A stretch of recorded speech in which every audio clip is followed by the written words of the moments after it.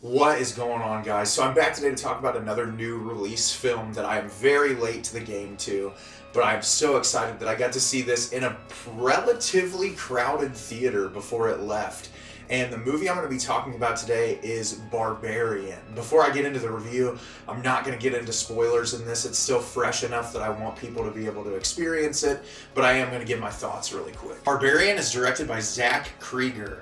In a town for a job interview, a young woman arrives at her Airbnb late at night only to find that it has been mistakenly double booked and a strange man is already staying there. Against her better judgment, she decides to stay the night anyway, but soon discovers that there's much more to be afraid of in the house than the other house guests. So I really avoided any and everything about this movie before I watched it because that's what everyone said to do, and I'm really glad that I did. This movie really took me by surprise and was probably one of the most fun experiences that I've had at the movie theater all year long. This movie just is filled with twists and turns, and it also has a really great balance of genuine horror and comedy. I did some research, and I guess Zach Cregger, the director, was on the sketch comedy show The Whitest Kids You Know, which I thought was really interesting because, like, Nope, Jordan Peele comes from a comedic background, and I feel like that really kind of resonates in his films. You can feel that comedic levity amidst the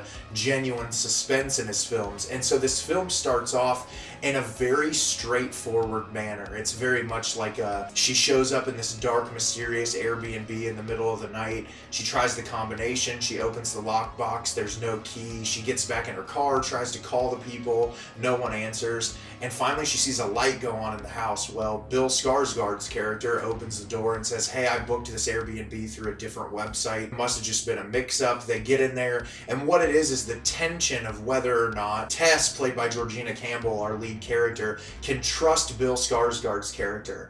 And the tension that's built up in the beginning of this movie is phenomenal. They do a really great job with camera movement and just like really kind of putting you in the headspace of Tess's character and making you feel uncomfortable and unease. Well, something happens after the two of them are together that kind of changes the trajectory of the entire film, and I'm not going to get into detail with that, but then the tone changes, the pacing changes, new characters are introduced. It's really just a fascinating way of storytelling that I feel like you don't get in a lot of films. And the film on a larger scale becomes a commentary on like cancel culture, and even you could look at gentrification and all these different things that occur. The movie takes place in Detroit, and one of the things I'll say early on in the film, this isn't a spoiler, but when she gets there in the middle of the night, it's completely dark. She can't see any of the houses. She just sees her Airbnb, which has the light on outside. It's a really decent looking house she gets in, but when she goes out in the middle of the day the next day, all the houses around her are like abandoned. They're just completely disgusting. It's in this place that looks like it's been completely wiped out.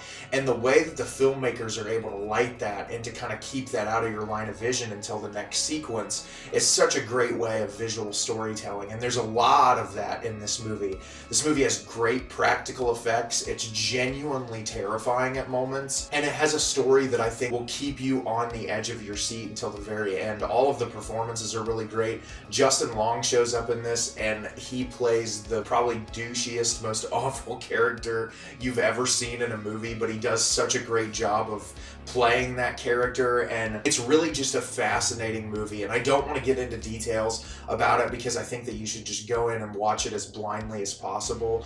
But if you're into films that will take you by surprise, that will kind of send you on this roller coaster and that you'll never expect where it's going to go, then you're going to love Barbarian. And that's what I love the most about it, is that I really truly had no idea which direction this movie was going to go, and it really genuinely terrified me. And that's something I look forward to in these films. I know that there's been a lot of movies, even Jordan Peele's Nope earlier this year, that people say just go in, watch these movies, don't know anything about them beforehand, because a lot of times Hollywood, I feel, is like takes us for granted and doesn't want us to be surprised when we go into a theater. So when I go see something like Barbarian and it surprises me this much, it's an exciting time to be a film lover, and especially a horror lover. So go in, watch Barbarian, and you'll be surprised. So have you seen Barbarian? Did you love it? Did you hate it? Leave me a comment down below. Let me know what you thought. I thought this movie was wonderful. It really took me by surprise. franchise. It was hilarious, it was violent, it was brutal, it was everything I could have wanted in a movie. As always, if you can like the video and subscribe to the channel, it helps me out a lot and lets me know the type of content you're looking for. I'm always putting out new material and look forward to getting more out for you in the near future. And as always, everyone, thank you so much for watching and have a great rest of your day.